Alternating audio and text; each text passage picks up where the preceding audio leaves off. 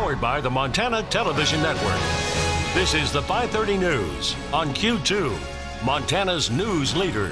Good evening and thanks for joining us tonight. I'm Jay Cohn. And I'm Jeanelle Slade. Billings police are now on the scene of what's being called a homicide investigation. It happened in West Billings in the 2100 block of Canyon Drive. Russ Riesinger is just back from the scene with some new information. Russ. Well, here's what we know. One person was shot and killed. Another person is hospitalized. It's still a very active scene out there right now. I just left there a little after 4 p.m.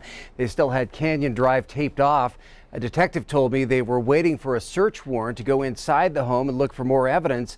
Now, we don't know the relationship between the two people who were shot. We do know that the person killed is a 25-year-old man, and the other man involved is 30 years old. I talked to one neighbor who did not want to be identified, who said she heard some gunshots. I heard some gunshots and asked my husband if that sounded like a gun to him. He said, yeah. Then there was a pause and there was two more. So, you know, it was surprising and shocking. And you're standing here looking down the neighborhood, trying to figure out, like everybody else is, what's going on. And again, we do know that one person is dead, another hospitalized with gunshot injuries. Police haven't released any names at this point. They do say that all parties have been accounted for and that there's no public safety risk. Jay, Jeanelle? All right, thank you, Russ. A woman is safe and Interstate 90 is open after police worked for an hour to encourage the woman not to end her life. The 44-year-old was threatening to jump off the overpass near King Avenue West and Maloney Lane this afternoon. Police were quick to the scene and shut down all interstate traffic in that area. Negotiators were brought in to talk to the woman, and she eventually left her spot on the bridge. Police tell us she was taken to a medical facility for evaluation. I-90 was reopened to normal traffic around 3 o'clock this afternoon. Some areas of the Magic City have been plunged into darkness after thieves ripped out at least 5 miles of copper wiring from city streetlights. Public Works Director Dave Mumford tells Q2 that 4 areas of the city street system have now been targeted. They include Airport Road, 29th Street West near Overland Avenue, Shiloh Road near Zoo Drive, and Aronson Avenue in the Heights. Mumford says the copper wiring is being stolen because of its value, but he says in the long run, this vandalism will cost city taxpayers thousands of dollars to repair. They're copper cable, and so they're stealing it to sell. Somebody's very brazen because they're just doing it on the side of the road. But they've got about 5 miles of cable so far. We're guessing that they pulled enough out to hook it to a bumper and then just drove away and just ripped it right out that way. Now, not only will this be costly to repair, but the city is also now being forced to install some sort of locks on all the electrical panels of each street light to try to foil the thieves. And perhaps the biggest concern of all is public safety, with some of the city's high traffic areas now stuck in darkness until the lights can be repaired. Billings police, we're told, are investigating. Lieutenant Brandon Woolley telling us there are no suspects yet, but says those responsible could face criminal mischief charges. Officials are hoping that someone may have witnessed the thieves in action or may know something about the crimes. Anyone with information is asked to contact Billings Police or the City Public Works Department. You can remain anonymous. Dave Mumford says he's hoping city crews can begin to repair the damage starting next week. A white supremacy group condemned by Montana State University Billings for putting up flyers appears to be moving its message downtown. This week, Identity Europa was condemned by the MSUB chancellor, who says the university does not condone the position of the group.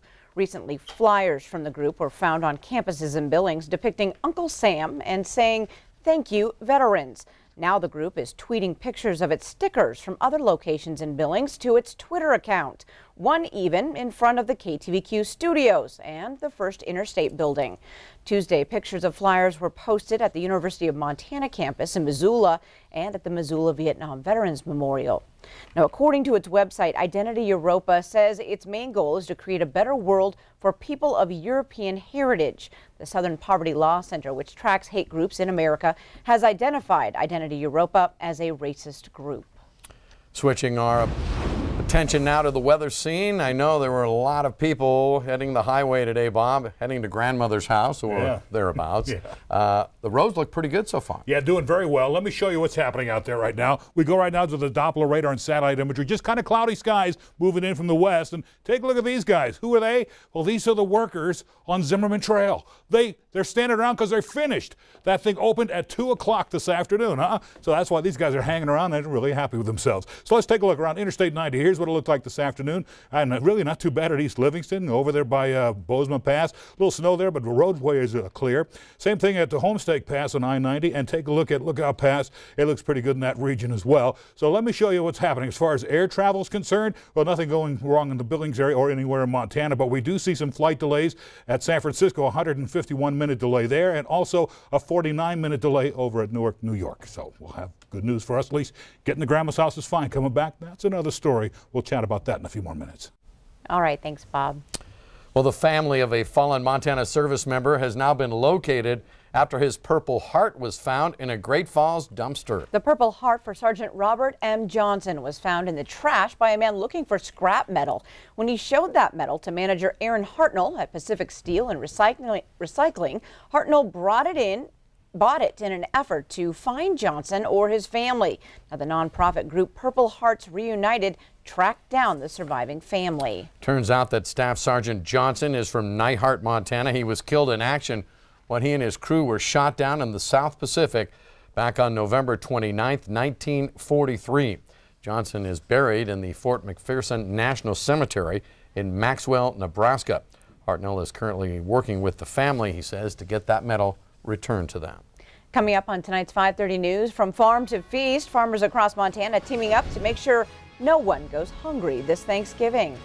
And later in sports tonight, Scott will take a captivating look back at West High School's first state football title since 2005. You're watching MTN News with Jay Cohn and Jeanelle Slade. Storm Tracker weather with Bob McGuire. And sports with Scott Green.